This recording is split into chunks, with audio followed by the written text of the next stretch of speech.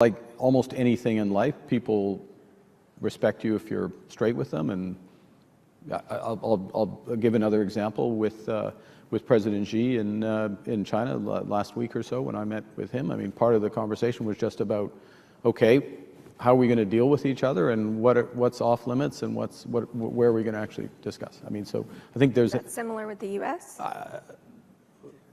I mean, the president can discuss anything. You never know where the conversation is going to go, to be honest. So he's got a very wide range of interests. With the U.S., so but for people, because it's we're all, it's a serious.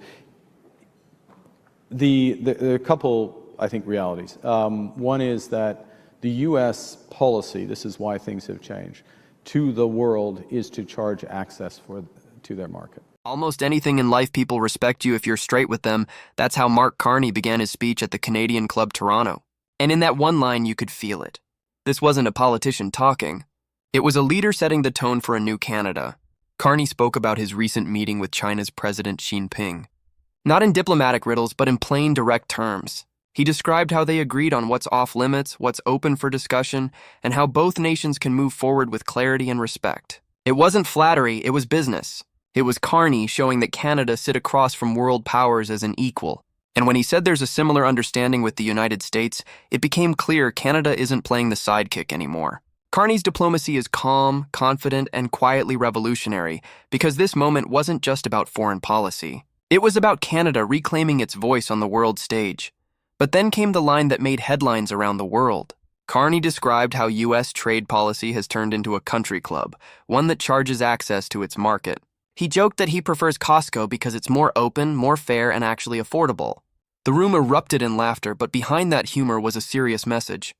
We're done paying membership fees to America's club. Canada will build its own. And that right there is Carney's doctrine. He's not angry. He's not reactive. He's strategic. By comparing U.S. protectionism to a pay-to-play system, Carney was saying what many world leaders are too afraid to say out loud, that Washington no longer sets the rules. And for the first time in a generation, Canada doesn't need to wait for U.S. permission to prosper. Carney reminded everyone that 85% of Canadian exports are tariff-free, a huge advantage that most people don't even realize. But instead of resting on that success, he made it clear that this is just the beginning.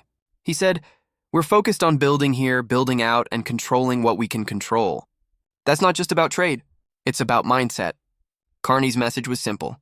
Canada's future will be built in Canada. Factories, tech, energy, agriculture. Everything that defines national strength will be homegrown. In other words, Canada isn't asking to be invited to someone else's table anymore. It's building its own. And then came the moment that everyone in the room will remember. Mark Carney's now viral mic drop line. When asked how many more seats he'd need for a majority, he smiled and said, "Call your local MP if they're not a liberal." It was quick. It was witty. But make no mistake, it was also deliberate. Because that line wasn't just a joke to wrap up the event. It was an indirect shot across the aisle. A subtle nod to what's already happening inside the Conservative Party, where MPs are starting to abandon Poilievre's anger-driven politics and join Carney's government instead. Carney didn't need to mention names. He didn't have to brag. That one sentence said it all. He's the one setting the tone now, not the opposition. While Poilievre spends his days trying to divide Canadians, Carney is busy winning them over, even from within the opposition benches. So yes, it was a punchline, but it was also a message. The movement toward Mark Carney's leadership isn't slowing down, it's growing. Then came the moment that instantly trended online. When asked whether regulations like Bill C-69 were blocking energy investment, Carney's answer was direct and unapologetic. They're wrong. 2 words, 1 message, leadership grounded in facts. He explained that Canada is already working with Alberta on a grand bargain, balancing oil production with carbon capture innovation, creating billions in new economic value. Then he declared, "The future of oil export is going to be low carbon." And that line delivered with calm precision reframed the entire energy debate. Carney isn't choosing sides. He's defining the middle ground, the place where progress and sustainability finally meet. Carney then shifted to a topic few leaders tackle head-on: national defense. He said something that startled many in the audience. We're not going to spend money on defense just because all the other kids are doing it. It was a subtle but powerful line, a rejection of performative politics, a clear statement that Canada will invest in what matters for Canada, not just what pleases Washington or NATO. He revealed that under his leadership, Canadian forces now train in the Arctic 365 days a year, a massive leap from before when deployments lasted just 4 months. The message was unmistakable. Canada is reclaiming its sovereignty militarily, economically, and politically. And then Carney ended with the kind of words that will echo for years. We used to build in this country. We will build big, fast, and bold again. He invoked the spirit of post-war Canada, the nation that built the Trans-Canada Highway, Expo 67, the CN Tower, the Canada that wasn't afraid to dream big and deliver bigger. His closing line, "We choose Canada," wasn't a slogan, it was a promise. Because behind all the numbers and policies, Carney's vision is deeply personal. He believes this country's best days aren't behind it. They're right in front of it, waiting for the courage to begin again. This speech wasn't just about policy.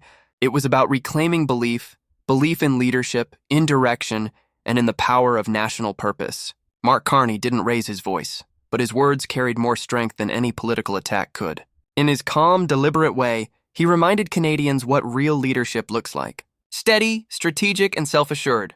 From confronting U.S. trade arrogance to revitalizing Canada's economy to reigniting our confidence, this was a defining moment in modern Canadian history. And if there's one takeaway from this speech, it's this.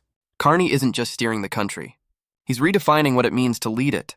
Subscribe now for more in-depth analysis on the stories shaping Canada's next chapter.